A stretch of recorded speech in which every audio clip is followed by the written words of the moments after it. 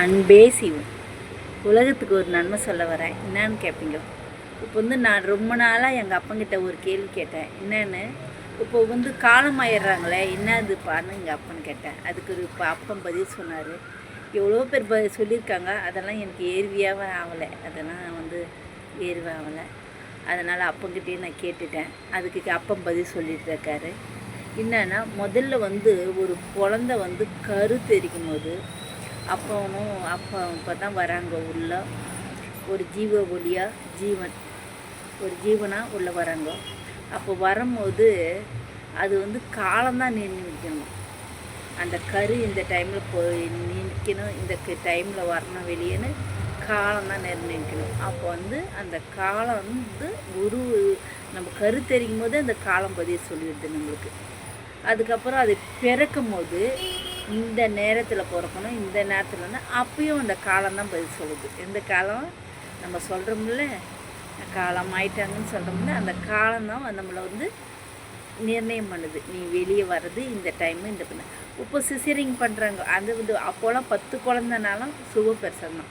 இப்போ காசு பணத்தின் ஆசையில் குழந்தைங்க வர இப்போ சரியான உணவு சாப்பிட மாட்டேது. அதனால் இப்போ சிசரிங் பண்ணிடுறாங்க. முதல்ல 10 குழந்தைனாலும் சுபப்பிரசவம் தான். ஏன்னா அது காலம் பதில் சொல்லி தான் வரும். இப்போ ஒருத்தர் டைம் எடுத்துக்கிறாங்க. அதெல்லாம் எனக்கு தெரியாது, பிடிக்காது. அதை விடுங்க. அதுக்கப்புறம் வளருது குழந்தை, வெளியே வளருது. நம்ம உணவு தான் கொடுக்குறோம், பால் கொடுக்குறோம். நம்ம செயல்பாடை தான் பண்ணுறோம். காலப்போக்கில் அது முதல்ல பாப்பா பால் குடிக்கிறது, அது நம்ம கொடுக்குறோம். அதுக்கப்புறமேட்டு அது கவுறுறது காலம். அப்புறம் அப்படியே தவழ்கிறது காலம். அதுக்கப்புறம் அப்படியே நகர்ந்து வரும், அதுவும் காலம். அப்புறம் உக்காரோம், அதுவும் காலம். அதே மாதிரி என்ன பண்ணும், நடந்து வரும், சின்ன காலை வச்சுக்கிட்டு நடந்து வரும், அதுவும் காலம்தான். இந்த மாதிரி ஒரு டைமுக்கு காலம்தான் பதில் சொல்லியிருக்குது நம்மளுக்கு. நம்ம விதை தான் போடுறோம், ஆனால் கதையை சொல்கிறது காலம். அப்போ காலப்போக்கில் நம்ம வாழும் போது, நம்ம பிறவி முடியும் போதும் காலம் ஆயிட்டாங்கன்னு சொல்கிறதுல என்ன தப்பு இருக்குது? நம்ம காலம் முடிஞ்சிடுச்சு. காலம் முடிஞ்சிட்டு அடுத்த ஜெனரேஷன் வருது. நம்ம காலம் முடிஞ்சிடுச்சு. அதே மாதிரி இன்னொன்றும் இருக்குது. அதுக்கு இப்போ ஒருத்தர் தப்பு நிறைய பண்ணுவார். இதுக்கு காலம் பதில் சொல்லும். அவன் தப்பு தவறை சொல்கிறது காலம்தான் பதில் சொல்லுன்னு சொல்லுவாங்க. அதே மாதிரி காலம் கண்டிப்பாக பதில் சொல்லும். நிறைய பேர் பார்த்துருக்கேன் நான். இறந்துட்டு பிரிக்கும் அவன் நல்லவனா கெட்டவனா தன்னை அறியாமல் சொல்லிடுவாங்க. எல்லோரும் முதல்ல சொல்ல மாட்டாங்க, பயந்து போயிட்டு அவனை பார்த்தாலே பயப்படுவாங்க, எல்லாமே செய்வாங்க. அதுக்கப்புறமேட்டு அவன் யாருன்னு உலகத்துக்கு சொல்கிறதுக்கு அவங்கள தன்னை அறியாமல் சொல்லிவிடுவாங்க. முதல்ல பயந்தாங்க, அப்பயும் பயப்பட வேண்டியது கட்டாயம் இருக்குது. ஆனால் பயப்பட மாட்டாங்க.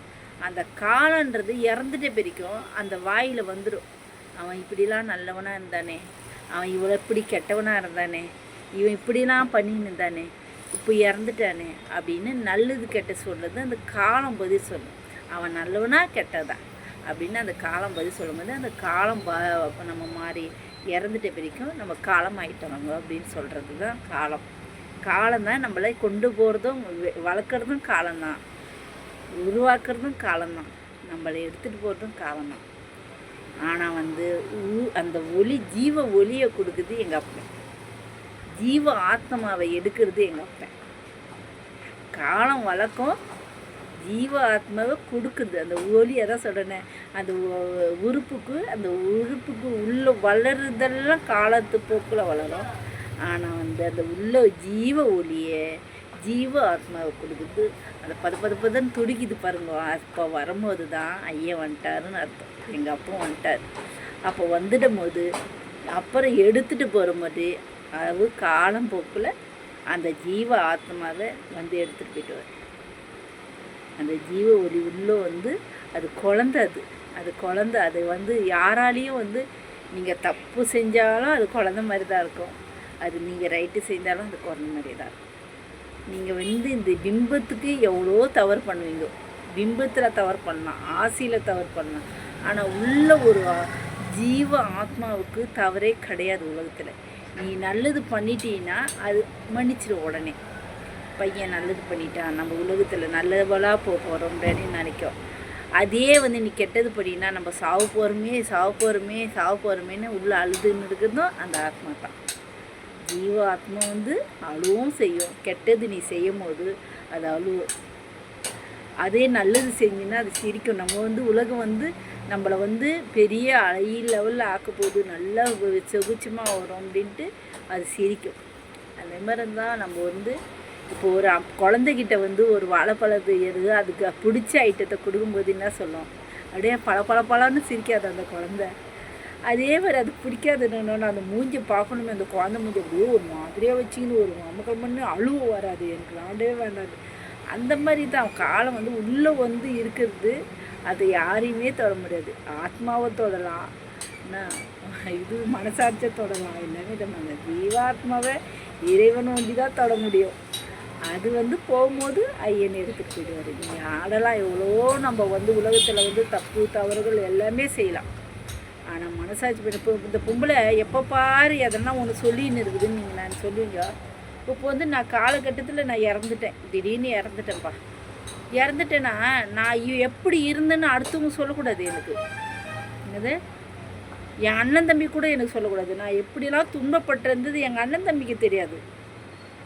எதுக்கு நான் இதெல்லாம் சொல்லிடுறேன், நான் முன்னாடியே உங்ககிட்ட சொல்லிடுறேன்னா, இப்போ நான் வந்து துன்பப்படுறத வந்து எங்கள் அண்ணன் தம்பிக்கு தெரியாது, உலகத்துக்கு தெரியாது, யாருக்குமே தெரியாது. ஆனால் எனக்கு ஒண்டி தான் தெரியும். என் பிள்ளைகளுக்கே கூட தெரியாது நான் எவ்வளோ துன்பப்படுறேன்னு. ஆனால் வந்து எனக்கு ஒண்டி தான் தெரியும். நான் என்ன துன்பப்பட்டேன், என்ன வேதனைப்பட்டேன், என்ன வருத்தப்பட்டேன்றது எனக்கு ஒண்டி தான் தெரியும். வேறு யாருக்கும் தெரியாது. இறைவனுக்கும் எனக்கும் தான் தெரியும். அப்போ இருக்கும்போது அப்போ யார் சொல்லணும் உலகத்துக்கு? மற்றவங்க சொல்லக்கூடாது, இவங்க இப்படி இருந்தாங்கோ அப்படி இருந்தாங்க. நான் மற்றவங்க சொல்கிறது அப்புறம் சொல்லணும். ஆனால் நான் எப்படி இருந்தேன், நான் எப்படி போனேன்றதை நான் சொல்லணும். நான் உண்மையோடு சொல்லணும். அதுதான் வந்து எனக்கு பெருமை. அடுத்தவங்க சொல்கிறதெல்லாம் ஒரு நாளைக்கு தப்புன்னு சொல்லுவாங்க, ஒரு நாளைக்கு ரைட்டுன்னு சொல்லுவாங்க, ஒரு நாளைக்கு அவங்களுக்கு எதனா நான் நன்மை பண்ணேன்னா நல்லதாக சொல்லுவாங்க, அதையே நன்மை பண்ணேன்னா கெட்டதாக சொல்லுவாங்க. அதெல்லாம் நிறைய இருக்குது. ஆனால் ஆத்மாவில் என்ன செய்கிறேன்றது எனக்கு தான் தெரியும். ஆத்மாவில் என்ன துன்பப்படுறன்றது எனக்கு தான் தெரியும். அதனால் நான் சொல்லணும், நல்லதும் சொல்லணும், கெட்டதும் சொல்லணும். உங்களுக்கு நன்மையும் பேசணும், என் உணர்வு உங்களுக்கு சொல்லணும். அப்போ சொன்னால் தான் இந்த அம்மா இப்படி வாழ்ந்தாங்க, இப்படி செத்தாங்கன்றது தெரியும் உங்களுக்கு. இந்த அம்மா இப்படிலாம் சொல்கிறாங்கன்னு நினச்சிக்கலாம். ஆனால் வந்து நான் இப்படி தான் வாழ்ந்தேன். எங்கள் அப்பா வந்து இப்போ நிறைய தான் இருப்பாங்க.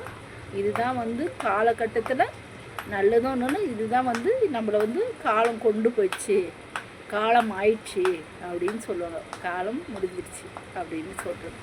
காலம் துவக்கும் காலம் முடிவுன்னு எல்லாமே காலத்துக்கிட்ட தான் இருக்குது. நம்ம வாழ்க்கையே காலம்தான்.